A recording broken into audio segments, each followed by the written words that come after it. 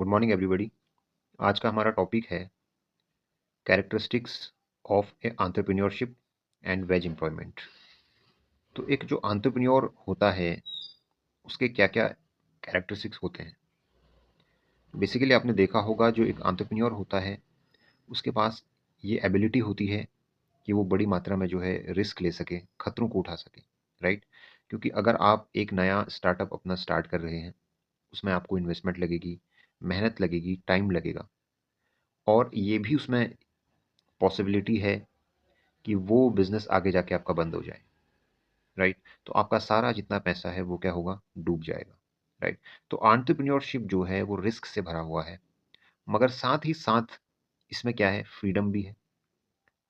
जो इंसान है वो अपने मर्जी के हिसाब से क्या करता है, काम करता है, अपने मर्जी के हिसाब से टाइम को शेड्यूल करता है, और अपनी मर्जी से क्या करता है, प्रॉफिट कमाता है,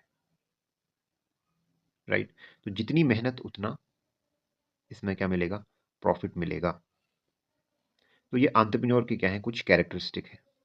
दूसरा है एक वेज एम्प्लॉयमेंट, यानी जो डेली बेसिस पे 9 to 5 जॉब कर रहा है, राइट। उसी को क्या कहेंगे हम, वेज एम्प्लॉयमेंट। यानी जो डेली बेसिस पे जॉब जाता है, दफ्तर जाता है, ऑफिस जाता है, या अपने काम पर जाता है और शाम को लौट करके वापस आ जाता है, उसको कहते हैं वेज एम्प्लॉयमेंट, राइट।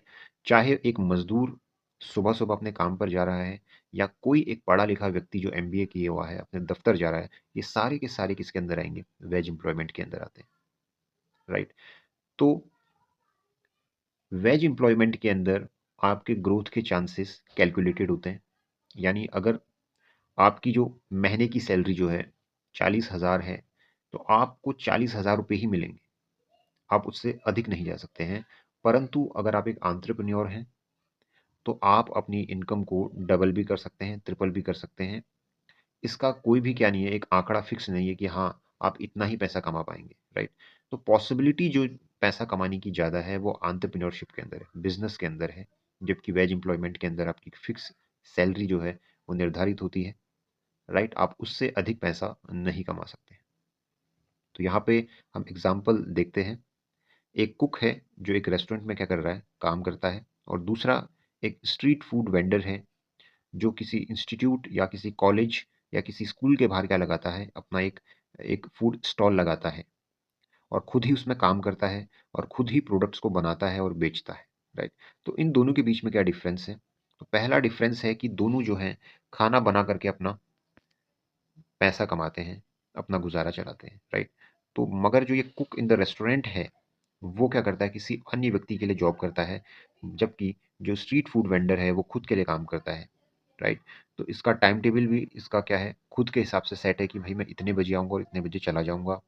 यदि कभी इसका छुट्टी का मूड है तो छुट्टी भी ले लेगा। परंतु जो एक रेस्टोरेंट में कुक काम कर रहा है, इसका जितना भी टाइम टेबल है वो रेस्टोरेंट के द्वारा क्या है, सेट है। इसको निश्चित टाइम पे जाना है और निश्चित टाइम पे आना है, और इसकी छुट्टी किस दिन होगी और किस दिन नहीं होगी ये भी कौन डिसाइड करेगा, ओनर डिसाइड करेगा, राइट। दूसरा इसमें डिफरेंस ये है कि क्या इन दोनों में से कोई कम्युनिटी की प्रॉब्लम को सॉल्व कर रहा है। तो आप थोड़ा सोच के देखिए कि इनमें से कौन व्यक्ति है जो कम्युनिटी की प्रॉब्लम को सॉल्व कर रहा है, राइट। डेफिनेटली कुक तो कम्युनिटी की प्रॉब्लम को सॉल्व नहीं कर रहा है, राइट। ये कम्युनिटी की प्रॉब्लम को सॉल्व नहीं कर रहा है। जबकि फूड वेंडर जो है, जो मार्केट में अपना एक स्टॉल लगाता है फूड का, वो एक कम्युनिटी की प्रॉब्लम को सॉल्व करता है, राइट। तरह तरह के जो बूढ़े बच्चे या कोई थका हारा जो मुसाफिर है वो आता है, या स्कूल के बच्चे हैं या कॉलेज के बच्चे हैं, तो उनको अपना फूड क्या करता है, डिलीवर करता है, उनको फूड देता है। तो उससे जो है कम्युनिटी की जो प्रॉब्लम है वो क्या हो रही है, सॉल्व हो रही है। यानी ये लोगों की नीड को क्या कर रहा है, फुलफिल कर रहा है, राइट। तो ये क्या है, बेसिकली कम्युनिटी की प्रॉब्लम को सॉल्व कर रहा है। जबकि एक कुक इन द रेस्टोरेंट क्या नहीं कर रहा है, कम्युनिटी की प्रॉब्लम को सॉल्व नहीं कर रहा है, राइट।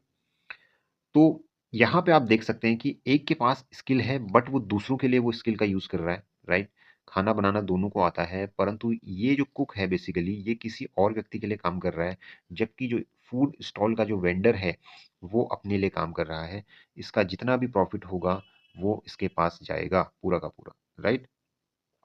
अब अगला पॉइंट इसमें आता है कि क्या इनमें से कोई व्यक्ति जो है इनोवेशन कर रहा है, क्या नए आइडिया के साथ आया हुआ है, राइट। तो इसमें जो कुक है इसके इसने कोई इनोवेशन नहीं किया है, राइट?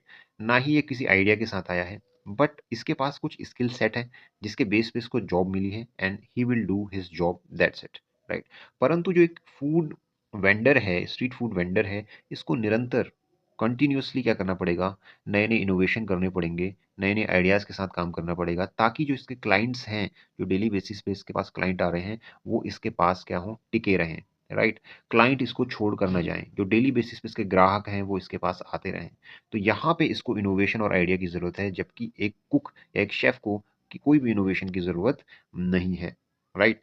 तो अब आपके पास ये लास्ट क्वेश्चन है कि इन दोनों में से कौन सा व्यक्ति जो है वो एक एंटरप्रेन्योर है? तो ज़ाहिर सी बात है, ये बिल्कुल साफ-साफ है कि इसमें जो जो स्ट्रीट फूड वेंडर है वो एक एंटरप्रेन्योर की श्रेणी में आएगा, क्योंकि इसमें अपनी खुद की इन्वेस्टमेंट है, खुद का पैसा लगा हुआ है, खुद का टाइम देता है, जो वर्किंग आवर्स हैं वो भी खुद ही डिसाइड करता है।